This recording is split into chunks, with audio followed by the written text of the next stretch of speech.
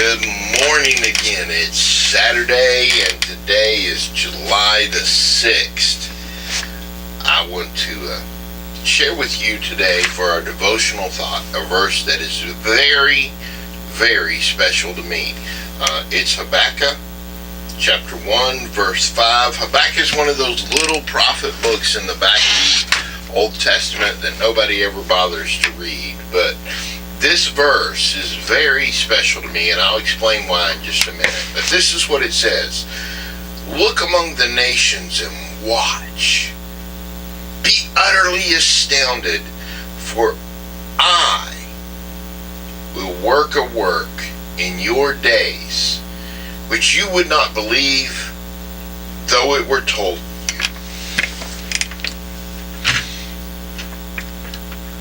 This is God speaking. He's speaking to the prophet Habakkuk. But the truth is, the reason why this verse is so special to me is that 15 years ago, here at West Charleston Baptist Church, before my adventure down south, God gave me this verse as a promise.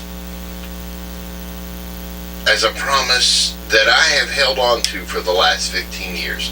That God is doing something in my day that I couldn't believe, even if He told me what it was. That's what led us to Florida and to the ministries that we were involved with down there, and we learned a whole lot of things. And I thought for sure when we went down there that God's promise was going to be fulfilled there, that we were going to just see things we could not ever believe. 15 years later, here we are back at West Charleston Baptist Church. The very place, and I do mean the very place, the very building that God gave us this promise from this verse in. Well, what do you think God's trying to tell me with that? Maybe that the time for that promise is coming close. So what does that verse mean to you today? Well, let me tell you what it means. It means if you look around you, to the world around you, because that verse starts with look to the nations. It doesn't say look to the church or look to the believers. It says look to the nations. You say, well, Pastor George, I have been, and I'm just depressed. Nothing's going well. It seems like the world's getting worse and worse and worse. And you know what? You're right. If you want to do a little bit on your own, back up to the beginning of Habakkuk chapter 1 and read what Habakkuk himself has been praying that leads God to tell him, I'm doing the work in your day that you wouldn't believe even if it were told to you. I mean, well, let me read it to you, because the truth is it sure sounds like our world today. Oh Lord, how long shall I cry and you'll not hear? Even cry out to you, there's violence, and you will not save. Why do you show me iniquity and cause me to see trouble? Plundering and violence are before me. There's strife and contention that arises. Therefore the law is powerless, and justice never goes forth. The wicked surround the righteous. Therefore perverse judgment proceeds. This is Habakkuk's prayer, and it sure sounds like our world today, doesn't it? Nothing's going right for us, God. It seems like things are just getting worse and worse and more perverse, and God's response is, oh, keep watching, because I'm about to do something so great in the world, you wouldn't believe it, even if I were to sit down with you and tell you point for point what it is. Think about that today.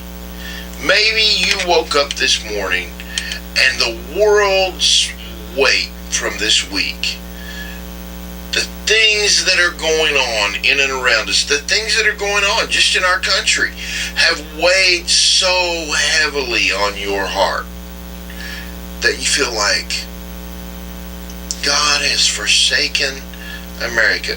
I can't tell you the number of times in the last few years I've heard that too. God is punishing America. God has forsaken America. No. We have Habakkuk 1:5 to stand on. God is preparing America for something so great, so wonderful, so marvelous that you and I couldn't believe it, even if God sat down and told us step for step what it is. And I don't know about you, but I write fiction. I got a pretty good imagination. I can believe a whole heck of a lot. So if it's something so great I can't believe it, and it's something so great you can't believe it with your imagination, how great must it be? Think about that today. Dwell on that today. And take some time in your own life today to thank God that He's at work doing things that are going to be so great we can't believe it, even if it were told to you.